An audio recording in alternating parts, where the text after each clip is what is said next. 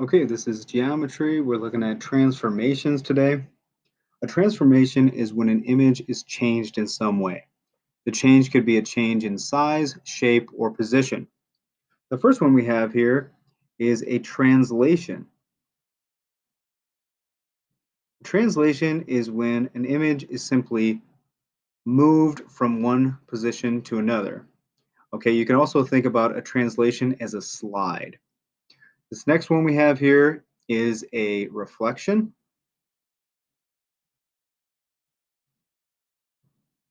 Okay, you might also think about a reflection as a flip.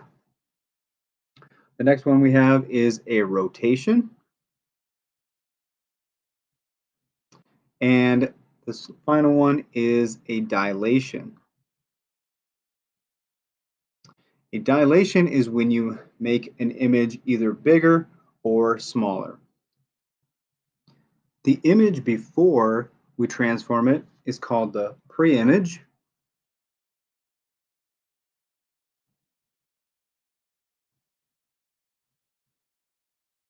And after, we simply call it the image. Translations, reflections, and rotations are called isometries because the image is congruent to the pre-image. So we're going to dive a little bit more in depth into translations today. A translation is a transformation that maps all the points of a figure the same distance in the same direction. So if we look at this translation here, we have this triangle ABC. This would be the pre-image. And then it is being moved over to the right. Okay, so this is a translation. And then we denote the new points by these little apostrophes next to the letter. And those are called primes. So these points would be called A prime, B prime, and C prime. And down here, this is saying that the distance from A to A prime is the same as the distance from B to B prime and from C to C prime. So if we look at this diagram down here, it shows that each point of the black square moves to the right 4 units and down 2 units. And using variables, you can say that each xy pair in the original figure, or the pre-image, is mapped to the x prime, y prime, where x prime is equal to x plus 4 and y prime is equal to y minus 2. So we could write this out in what they call arrow notation, where you take each x and y value and we translate that. So for x, we're going to add 4, and for y, we're going to subtract 2. So if I look at A, and if I want to move this 1, 2, 3, 4 spots to the right, and then down 2 spots, 1, 2, there I'm at my image, and there's A prime.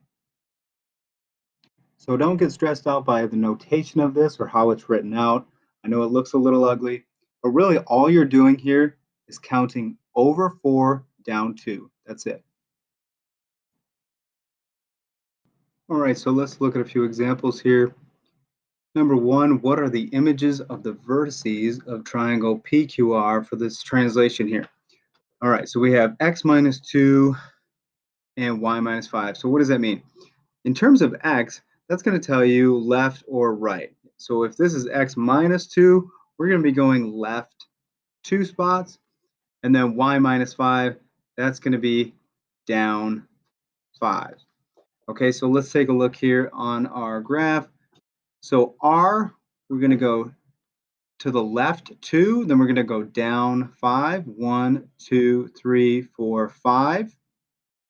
All right, so here is going to be my r prime. All right, now we can do this with our other points as well. Q, we're going to go back 2, 1, 2, down 1, 2, 3, 4, 5. Here's going to be my Q prime. P, 1, 2, 1, 2, 3, 4, 5. And there you go. There's P prime. Connect them with our lines, and there we go. There's our new triangle. All right, now we're going to identify the coordinates of each vertex. Use the translation rule to identify the coordinates of each vertex of the image. Okay, so if we look at point P, that is at 2, 1, right? 2 is our x, 1 is our y. So what we're going to do is we're going to take our x value, right, and we're going to subtract 2. And then we're going to take our y value, 1, and we're going to subtract 5. All right? And what we're going to be left with is P prime. The location of P prime, 2 minus 2 is 0, so our x location is 0, and 1 minus 5 is negative 4. And if we look at that, does that look about right? Yes, it certainly does. That is at 0, negative 4. All right, Q, take our x, subtract 3, take our y, subtract 5, and Q prime is at 3 minus 2, that is 1, and 3 minus 5, that's negative 2. Is that where Q prime is? Sure enough, over 1 down 2, there's Q prime.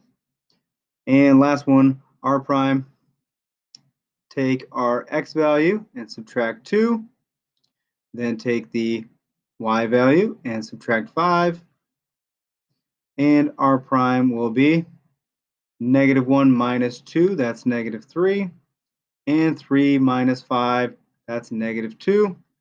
Let's take a look on our graph. Is that where R prime is? Back 3, 1, 2, 3, down 2. Sure enough, there's R prime. So that works out both ways. And so now it says to graph out the image, but we already did that. So we did that 2 different ways. We looked at our pre-image and we took our points and we just counted out our spots on the graph. And then we verified that using the translation rule that was given to us, just doing some basic math with our x and y values to verify that we had the right locations. All right, so now we can move on. All right, so there are 3 ways to write a translation.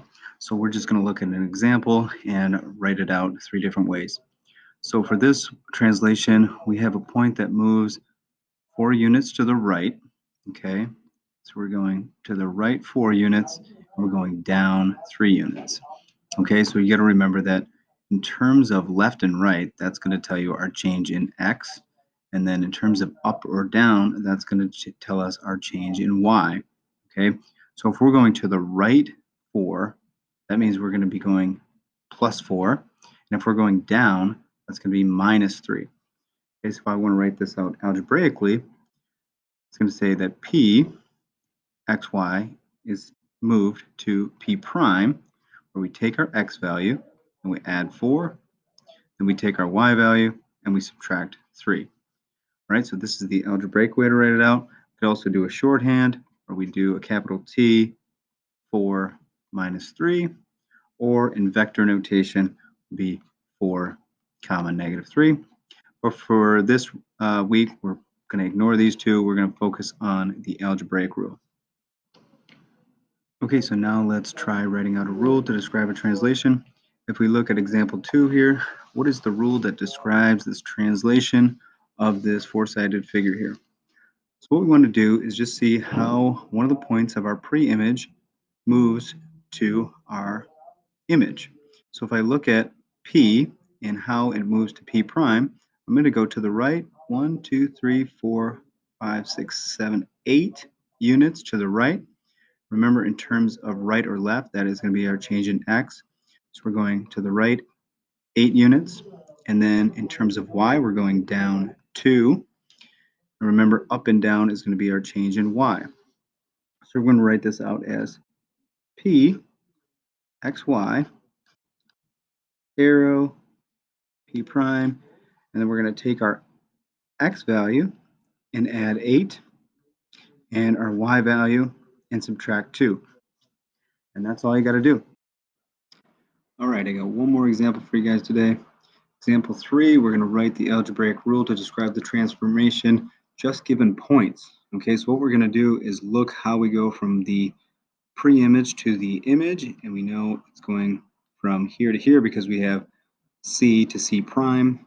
Okay, prime, the prime ones are going to be our image, so after we've done the transformation. So all we have to do is look at our x and y values and see how they change. So our x value goes from 2 to 0. Okay, we want to check all of them to make sure that that's correct. So 0 to 2, -5 to -7, and -2 to -4. So what's happening to the x value? It's going down 2. Okay, so we're going to start this out. We're going to say the pxy arrow p prime. What are we doing to the x value? We're subtracting 2. And now let's see what we're doing to the y value. Well, it looks like the y value, 1 to 1, 0 to 0, 4 to 4, that one's staying the same. So we don't have to do anything with the y. We can just leave that as y. All right, it's as easy as that. So that's all I have for you guys today. That's translations. So go ahead and give your practice problems a shot. If you need help, come find me. Good luck.